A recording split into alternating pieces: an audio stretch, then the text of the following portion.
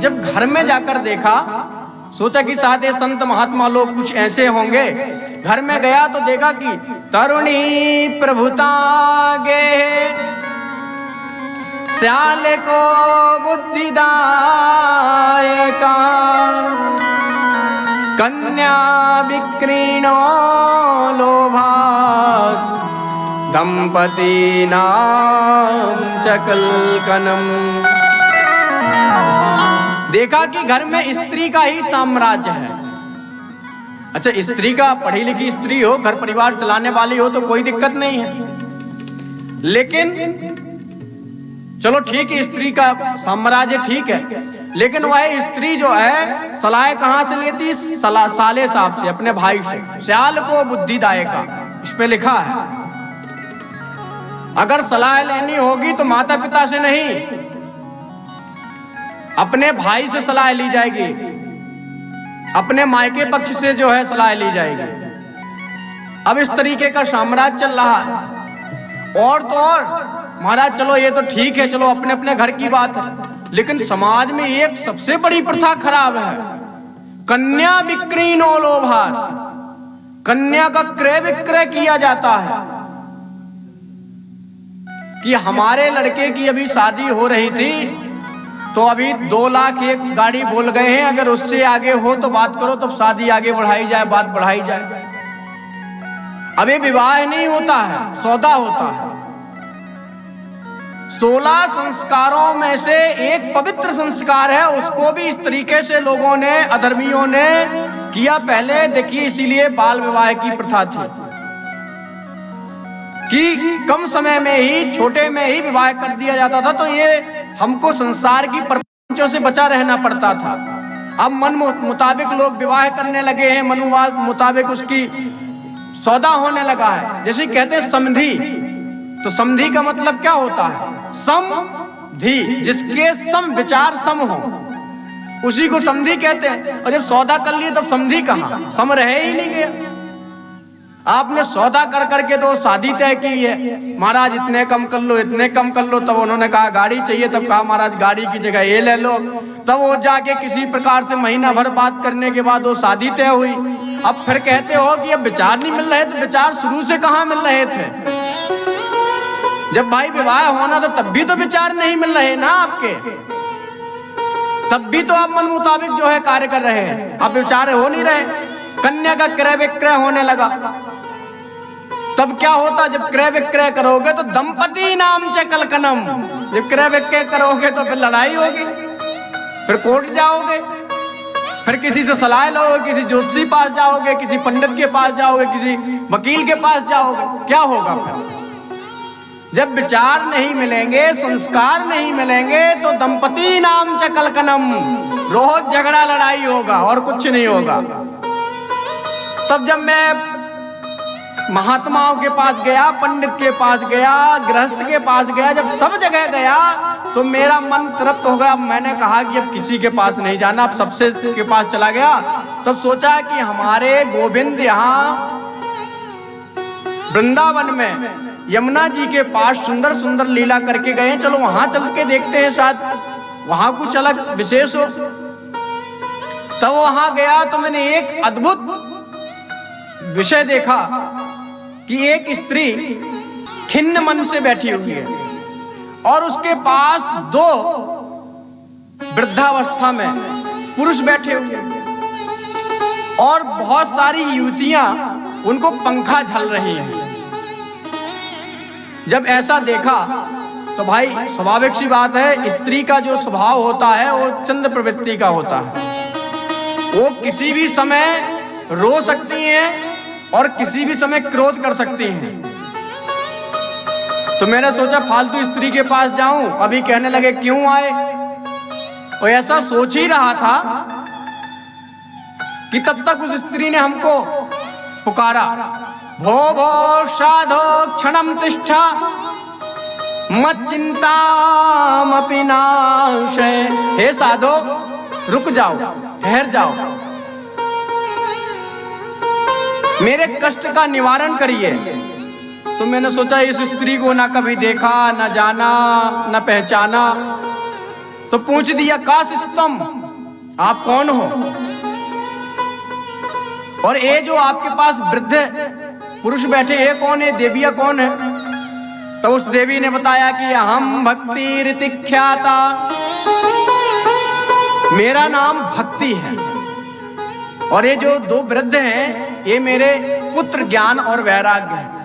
ये जो देवियां पंखा कर रही हैं ये गंगा आदि नदियां हैं,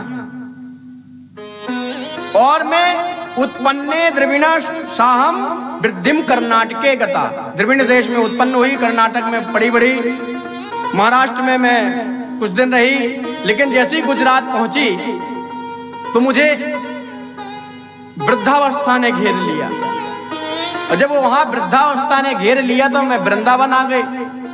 तो वृंदावनस्थ संयोगात पुनस्तम तरुणी नवा, मैं तो तरुणी हो गई, मैं तो युवती बन गई, लेकिन जो मेरे पुत्र हैं वो दोनों वृद्धावस्था में हो गए।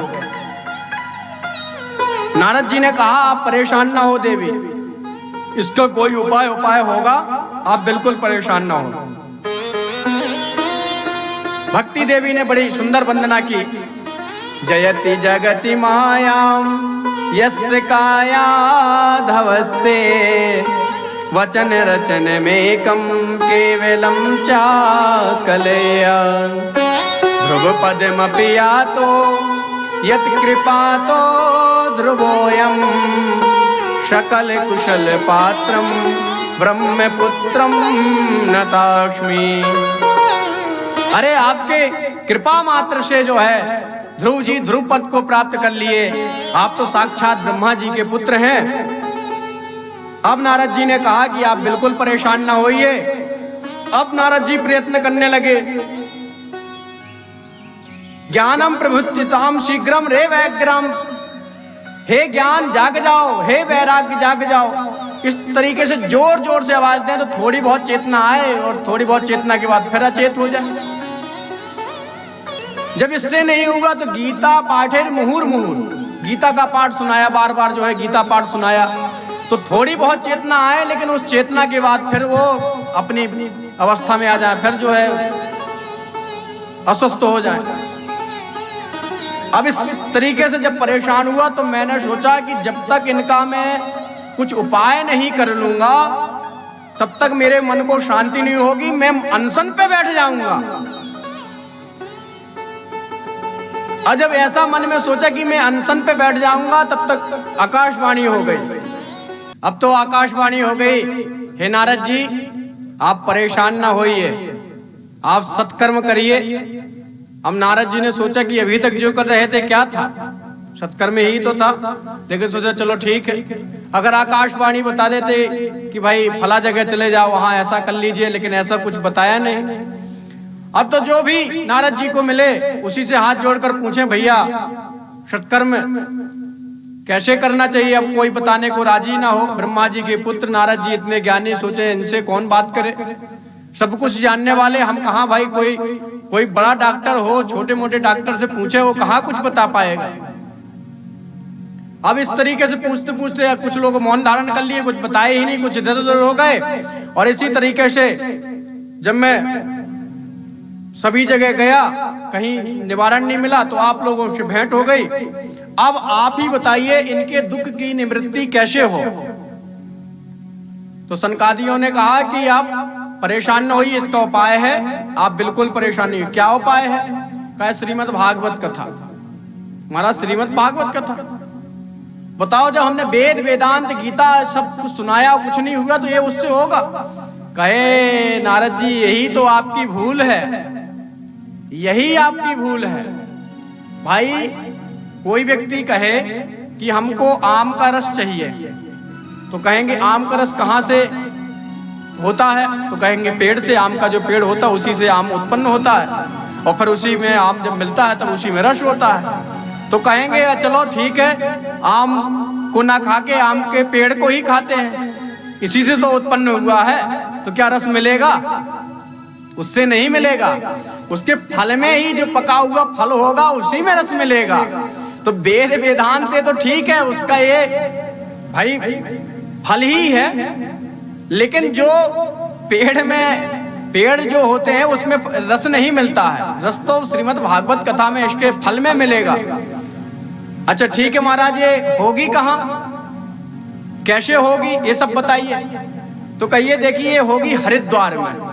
हरिद्वार में इसलिए होगा क्योंकि बद्रिका आश्रम में गृहस्थ लोगों को आना थोड़ा कठिन पड़ेगा, और हरिद्वार में होगी तो कुछ लोग होंगे तो गृहस्थ लोग भी आ जाएंगे, और जो भाई संत महात्मा होंगे वो लोग भी आ जाएंगे, उनको आने में कोई दिक्कत नहीं होगी।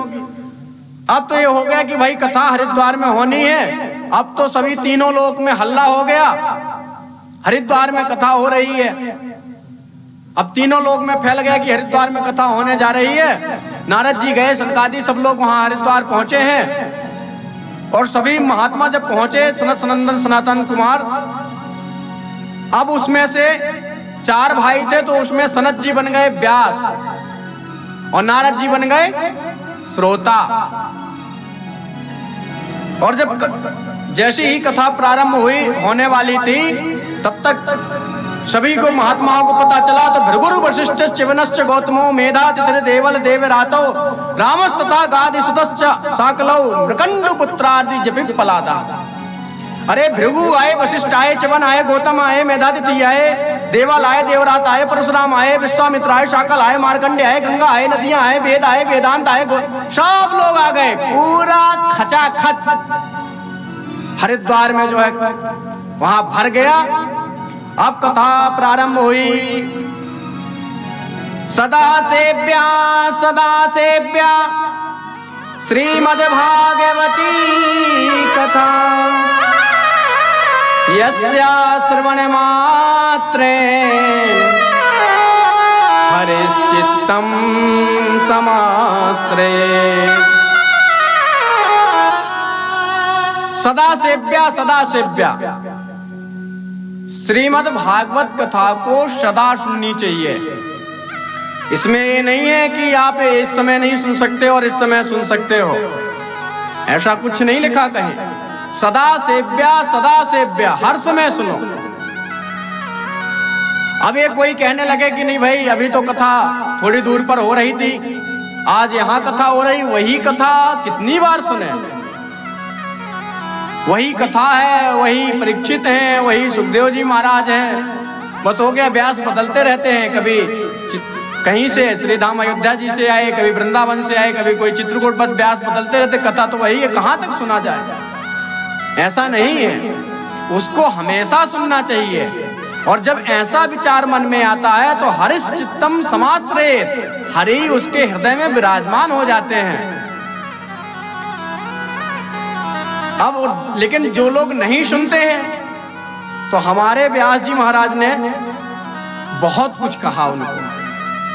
कहे जो कथा नहीं सुनते हैं वो क्या है, कहे आजन्म मात्र मपि ऐन सठेन, सठेन 60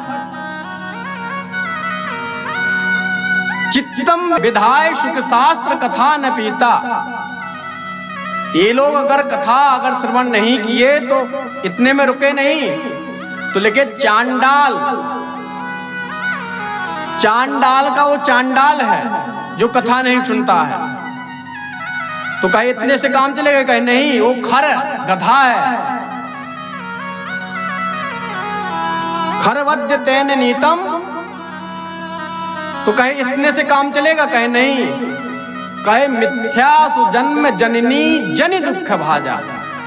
वो तो बिना फालतू ही जन्म ले लिया है, सिर्फ माँ को पीड़ा देने के लिए ही जन्म लिया है और उसका कोई काम नहीं है। हमारे व्यास जी महाराज कहते हैं, बहुत बोले उनको,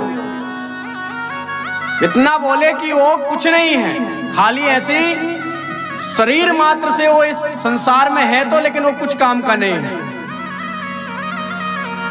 आजन्म मात्र मपियेन सठेन किंचित चित्तम विहाय सुख शास्त्र कथा न पीता चांडाल खद्वर वद तेन नीतम मिथ्या सो जन्म जननी जनि दुख भाजा। खाली जननी को कष्ट देने के लिए जन्म लिया है। बहुत कुछ कहा। तब तक देखा एक चमत्कार। क्या चमत्कार देखा? जैसी कथा प्रारंभ हुई और जहां कथा होने के बाद एक सुंदर चमत्कार देखा कि भक्ति सुतौ तौ तरुणौ गृहीत्वा प्रेमैक रूपा सहसा विराशे श्री कृष्ण गोविंद हरे मुरारे नाथेति नामानि मुहुर्वदन्ति। तब तक भक्ति महारानी दोनों पुत्रों के साथ प्रकट हुई और श्री गोविंद हरे मुरारे कहते हुए वहीं पर नृत्य करने लगी, नाचने लगी। बोले आए कहां से? कहा कथा श्रवण से। कहे कथा यहाँ हुई, वहां इनकी मुक्ति हो गई। कहे कि कहीं भी हो, उनके निमित्त कहीं भी कथा हो तो भगवान की कृपा हो जाती है और उसका कष्ट दूर हो जाता है। अब नारद जी ने कहा कि कैसे कैसे पापी तर जाते हैं इसमें, इसकी महिमा क्या है? तो कहा ए मानवः पाप कृतस्तु सर्वदा, जिस मानव ने हमेशा पाप किए हो। ए मानवः पाप कृतस्तु सर्वदा सदा दुराचार रता विमार्गा, हमेशा उसका मार्ग विमार्ग में ही रहता हो। क्रोधाग्नि दग्धा कुटिलश्च कामिना सप्ताह यज्ञेन कलौ पुनन्ति। चाहे वो कुमार्ग में चल रहा हो, क्रोध की अग्नि में चल रहा हो, कष्ट में हो, दुष्ट हो, किसी भी प्रवृत्ति का हो, लेकिन यदि वो पूरे सप्ताह मन से श्रद्धा से भाव से कथा श्रवण कर ले तो सप्ताह यज्ञेन कलौ पुनन्ति ते, वो पुनः पवित्र हो जाता है। उसके जो जितनी भी रोग दोष कष्ट होते हैं, जो भी दोष होते हैं, सभी क्षण मात्र में जो है दूर हो जाते हैं और पुनः पवित्र हो जाता है।